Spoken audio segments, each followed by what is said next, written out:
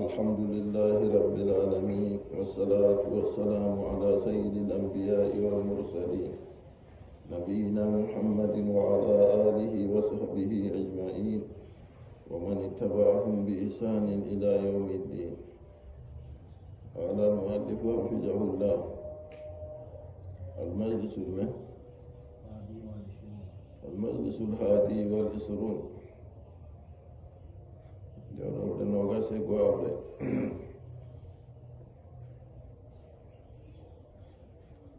من فضل الصلوات المفروضة يقول الجود فرل دينار في رمضان على رسومه وفي غيره إهدتنا له رسومه.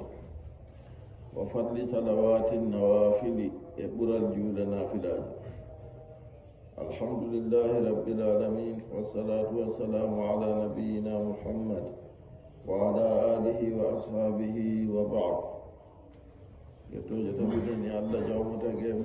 صلاة الله جمع كتبت الدعاء النبي جمع محمد، صلاة الله جمع تبت الدعاء محمد وصحابه وإلهم. وبعد بعضنا فالصلاة عبادة عظيمة جلده من جوال منغا يحبها الله سبحانه وتعالى. الله مسني بانغا ودني دو يدي، وهي قرة عين الرسول صلى الله عليه وسلم. جلده دو فيورو كي جتنو لا الله وصلاة الله جمود تبتني لما فيها من الاتصال بالله سبحانه وتعالى. ngam ko woni ha nder julde nde sonotirgo be Allah masine ɓangare woɗani. wal wuqufi bayna yadayhi wa du'ai, e darago ha yeeso Allah e do'orago. wal ruku'i wa sujudi, e ruku'ere e sujudere. a yiya goɗɗo turoniɗo lestina mangu muɗum, tergal muɗum ɓurdugal teddugo ha ɓandu muɗum woni yeeso o wogga ha leddi o yankinani Allah. fa yastamiu fi salati anwa'un min al ibadati la tujadu fi ghayriha. ɗon tawe ɗon hawta ha julde dewe ɗe tawatake ha ko ɗuti julde, none dewe ɗon hawta ha julde ɗe tawatake ha ko ɗuti julde. ولهذا جعلها الله الركن الثاني من أركان الإسلام بعد الشهادتين. ngam majum Allah seniɗo waɗi julde nde ɗum darangal ɗiɗaɓal ɗibdo e darange islama joyi ɓawo seedakuji ɗiɗi. wa ja'alaha amudal islam, Allah waɗi julde nde ɗum darangal islam. wassalatu ala nawain, julde ɗon ɗo none ɗiɗi. النوع الأول من داران داره الصلوات المفروضة جولة برد دينار، وهي الصلوات الخمس كان يمون جولة جوي، وهي ركن من أركان الإسلام. جولة جوي دون داران الإبقى داران الإسلام، لا بد من المحافظة عليها. سيكو بيد هرد ولا سمرين ودو داران الإسلام جوي دورين وجولة. ولا بد من المداومة عليها في كل حياة المسلم. لفرد سكو ولا سم دوما كي جول دو جول دي هانجي لما من حين يبلغ سن التكليف إلى أن يموت. دقا وكتي دقا ياك وحيوت صدو بدفنتك نها أمائي. لا بد أن يقيم الصلاة في اليوم والليلة 5 مرات. seko ɓeeɗe horde fu wala se o darna julde ñalowmaare e jemmaare ciɗaɗɗe jogi, kama amara allahu subhanahu wa taala, bano Allah mosoni e ɓangare wodani umri. wala dina liman dayya sala, dina walanamo yeeɓi julde. wala yakunu musliman hatta yuqima sala, waɗatata o julɗo ha o darna julde o ɓoosoɗum. fa in aqama dinahu, to o darni julde o darni dina maako. wa in dayya'aha dayya dina, to o yeeɓi julde o yeeɓi dina maako. wa hiya awwalu ma yuhasabu anhu al abdu yawma al qiyamati min a'mali. julde nde woni aran ko maccuɗo Allah horsititte dow mum iggo e kuuɗe maako. وهي فارقة بين المسلم والكافر جلدن عند سندرور حكم جلد وكافر وهي عمود الإسلام جلدن كاير وندار الإسلام وبعد صلوات الفرائض صلوات النوافل باو جول فرلاجه كدي جول نافلاجه دون فينبغي للمسلم أن يكثر من النوافل حندني جول دوبنا جول وجول نافلاجه ولا يقتصر على الفرائض تاتا ورمي دو فرلة بل يكثر من النوافل أيضا أشينا ودوبنا نافلة فهين ودي لأنه بحاجة إلى ذلك لم كان كجول ونمري حاجة والوارد بهانا في الأجل وأفضل النوافل مطلب هذا النافلة الرواتب التي مع الصلوات نافلة دن تبتت تقول بالأبيج فرلاج 4 ركعات قبل الظهر دردنا يسجورا و4 ركعات بعدها دردنا بقاو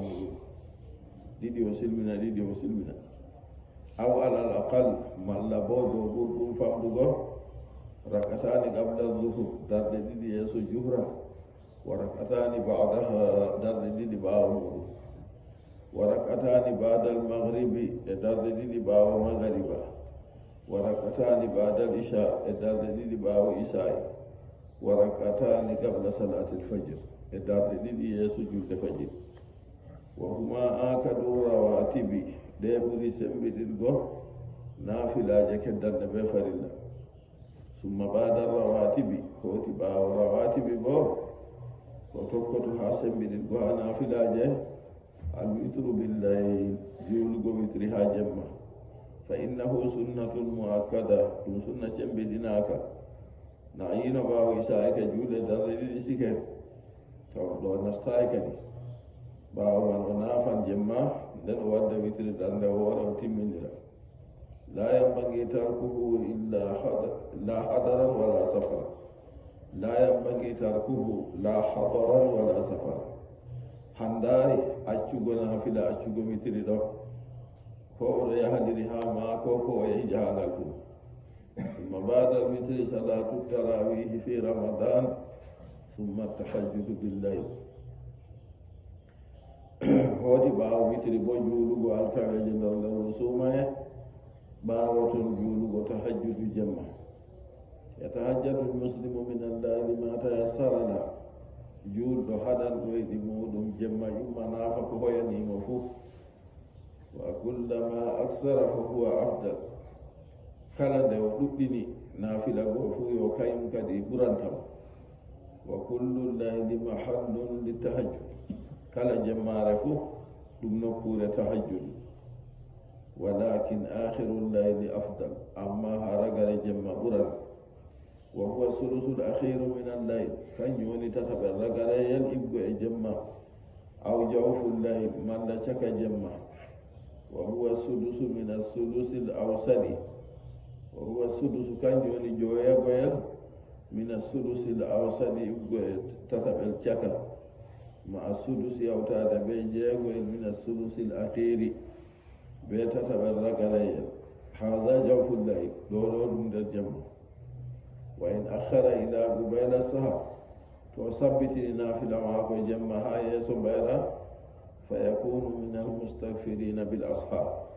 ولا تفكر ورن دبتان بفارو يبي وقت جيبا والثلث الأخير من الليل تتبرق يدب جمع وقت النزول الإلهي وقت جيبا ودبتينو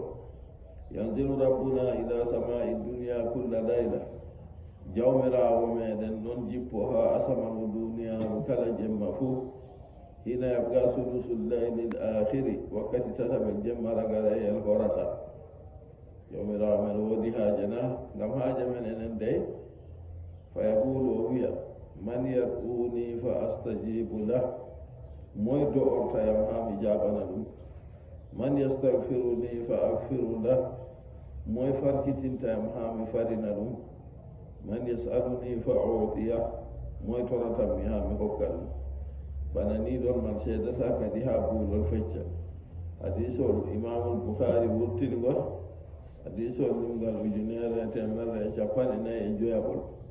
al imam Muslim wurtinigol hadisol temeɗɗe jeeɗiɗi e capanɗe e joyi e jeetataɓol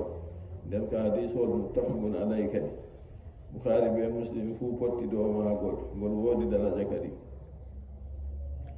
nden kanko nafata en ka hutinirgo be maago wa dhalika fi kulli layla bolwa ɗum ɗo kala jemmare fuu seydata jawmirawo jippoto o wiya moy to o tammi ha mi jabana ɗum moy farkitintanmi ha mi farana ɗum moy torotanmi ha mi hokka ɗum falladi yuwafiqu hada alwaqta fa innahu yahsulu ala khairin azim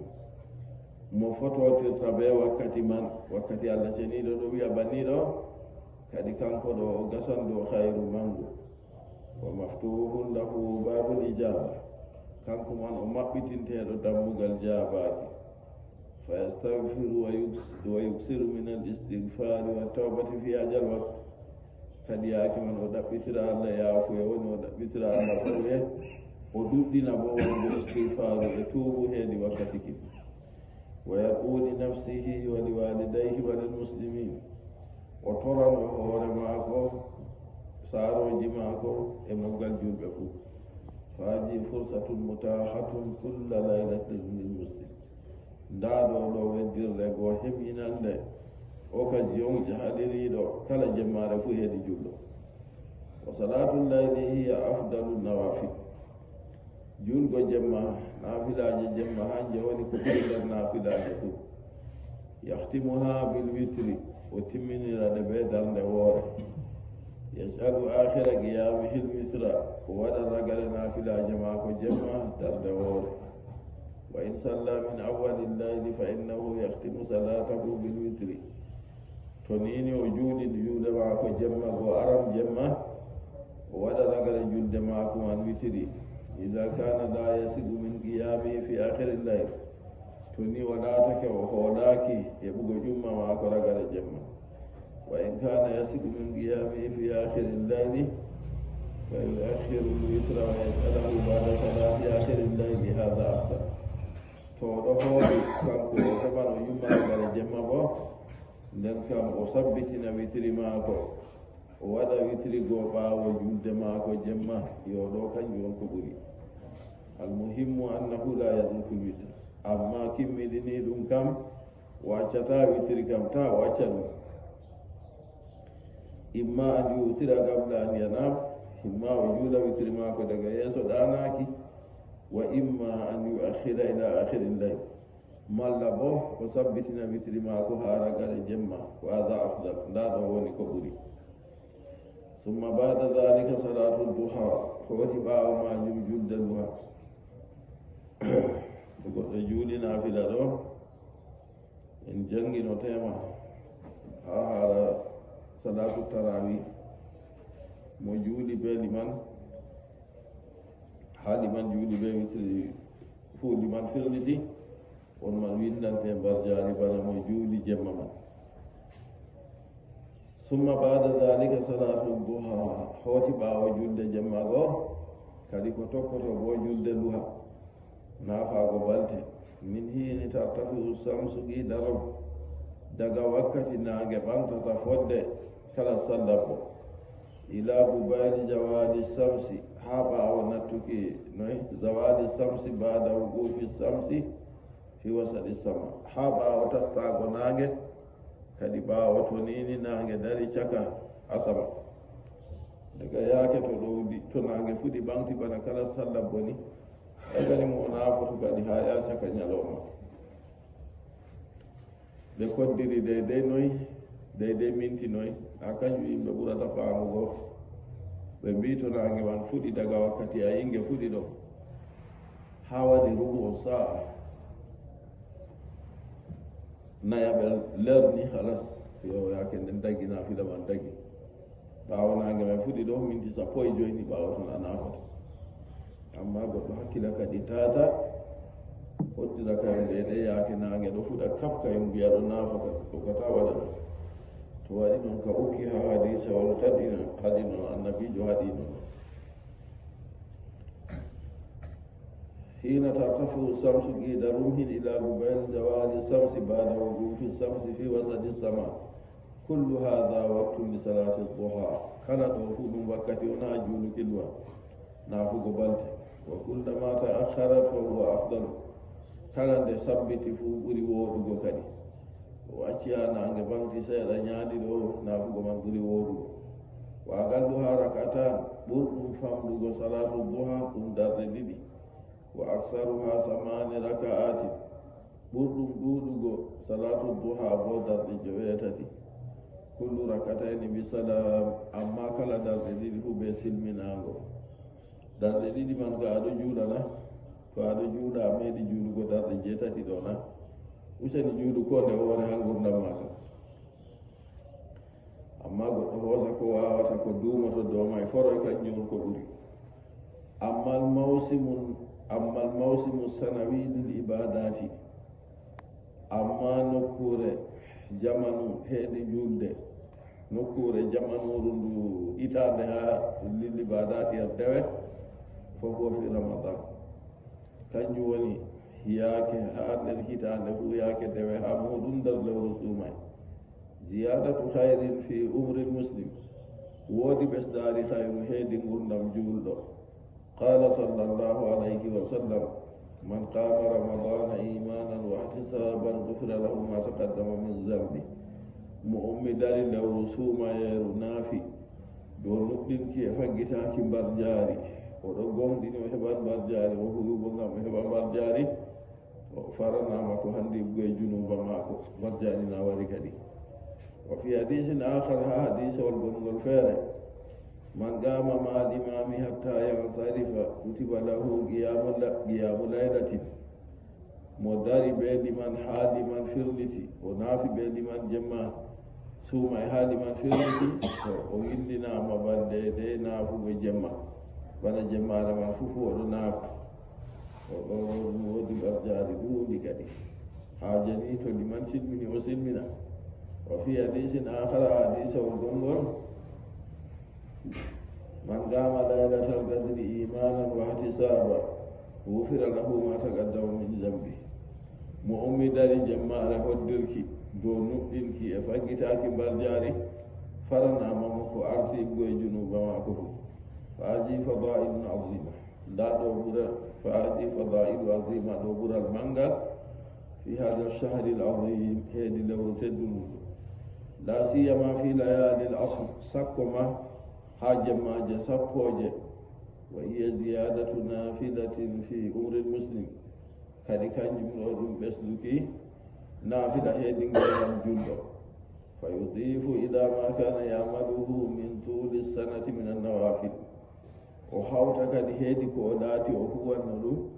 juutirka hitaande fuu ha naafilaje maako